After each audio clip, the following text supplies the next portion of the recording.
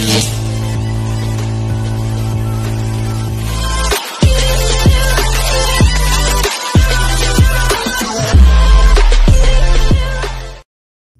guys, welcome back to my channel. Kumusta po kayong lahat? So for today's video, gusto ko pong i-share sa inyo na lilipat na nga po pala kami ng January 1. So ayun guys, syempre nakakalungkot dahil iiwan namin yung mga kasama namin dito.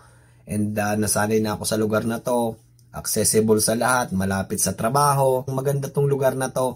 Pero yung isa lang sa concern ko is yung safety. So yun lang din naman talaga yung main reason kung bakit kami umalis. At kung tutusin, mura to guys 1,200 including all utilities. Malawak yung area, may sala, malawak yung kitchen, maganda yung kwarto. So maganda yung lugar na to guys. Ang problema lang is yung safety. Doon lang talaga ako natakot dahil syempre ito guys, hindi naman siya semento kahoy lang siya. So kung magbarilan dyan ulit, so tapos tagusan kami rito, yun lang yung nakakatakot na part mga tropa. Pero yung overall, maganda yung lugar, tapos may basketball court pa dyan sa tawid lang ng kalsada. So maganda tong lugar na to. Kung tutusin, recommendable siya kung maghahanap kayo ng uupahan. Pero kung sa safety, I don't guarantee that mga tropa dahil in 1 month nagkaroon ng 2 beses ng shooting incident dito. So syempre hindi siya safety, hindi siya magandang sign sa isang lugar na mayroong ganong incident within 1 month. Yung advantage doon sa apartment na lilipatan namin is yung safety. Yun yung number 1 kasi pagbaba mo ng subway, tatawid ka lang ng kalsada, ando na yung building. So ayun na, malapit lang. Tapos accessible din sa lahat kahit saan ka pumunta dahil ayun lang yung subway mga tropa tatawid ka lang talaga ng kalsada, subway na. Tapos syempre pwede kang pumunta ng downtown, nandun yung green line, tapos pwede kang mag-cross doon sa yellow line. So mabilis lang kahit saan naman ikaw pwedeng pumunta, accessible yung area na pinuntahan namin, yung lilipatan namin. So maganda siya mga tropa, pero yung disadvantage lang kasi syempre mas mahal yung babayaran namin doon monthly, 1,559. So dito 1,200 lang yung binabayaran namin including all utilities. So 'di ba napakalaking bagay ng $300 a month. Mapupunta na sana sa savings, pero syempre hindi na ako nanghihinayang doon dahil yung safety ko naman yung inisip namin, yung safety ko naman dahil syempre lahat tayo nag-iingat dahil mahirap ang buhay ngayon. Medyo magulo pa naman, maraming mga problemang nangyayari dito sa area namin. So yun talaga yung pinaka number 1 na priority is yung safety. So ayun guys, mas mahal. Syempre bibili pa kami ng gamit namin doon sa bahay. Tapos yung internet, kailangan namin magpakabit. So magbabayad kami noon monthly. So isa yun sa mga disadvantage nung paglipat namin kasi syempre mas madadagdagan yung expenses namin.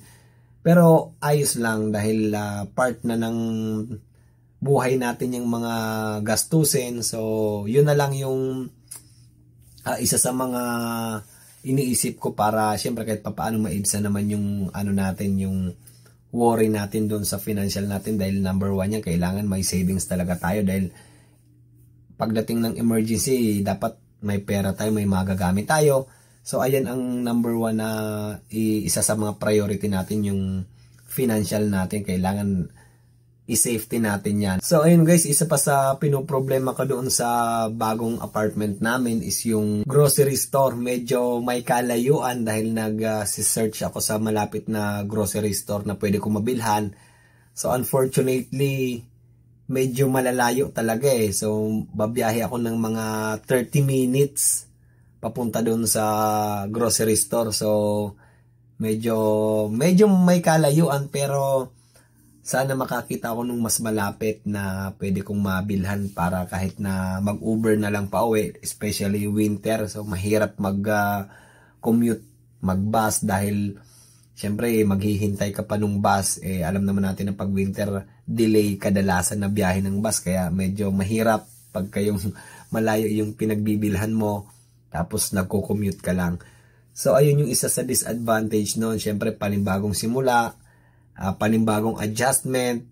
So kailangan kong gumising ng mas maaga. So ngayon kung ang gising ko 5:45 to 6 a.m., kailangan kong gumising ng alas 5 everyday doon sa bagong lilipatan namin dahil yung biyahe ko 1.5 hour. So talagang may kalayuan pero okay lang, masasanay din. And then, sanay naman talaga tayo sa hirap actually Kasi dyan sa atin sa Pilipinas dati, 4 a.m., 4:30 gising na ako kasi nagluluto pa ako ng almusal ko, hinahanda ko yung pananghalian ko. So habang naliligo, nagpiprepare nagsasaing na ako, tapos nagkakape habang nagluluto nung almusal. Usually prito lang naman yung sa almusal ko, tapos kasama na yung yung tanghalian ko. Pag prito ko ng almusal, prito na rin yung tanghalian. So lahat na parang syempre diskarte ba, dahil ganoon naman talaga dyan sa atin sa Pilipinas. Actually kahit saan diskarte lang yan So ayun guys, yun lang, malayo at kailangan kong gumising ng mas maaga. So ayun guys, next video i-update ko naman kayo doon sa bagong apartment namin. So excited na akong lumipat kasi maganda yung lugar at maganda yung apartment na lilipatan namin. Pero sa totoo lang guys, mas maganda tong tinitirahan namin ngayon kasi kumpleto na lahat malaki yung kusina, malaki yung sala, malawak din yung kwarto. So maganda tong bahay na to. So yung concern ko lang is yung safety.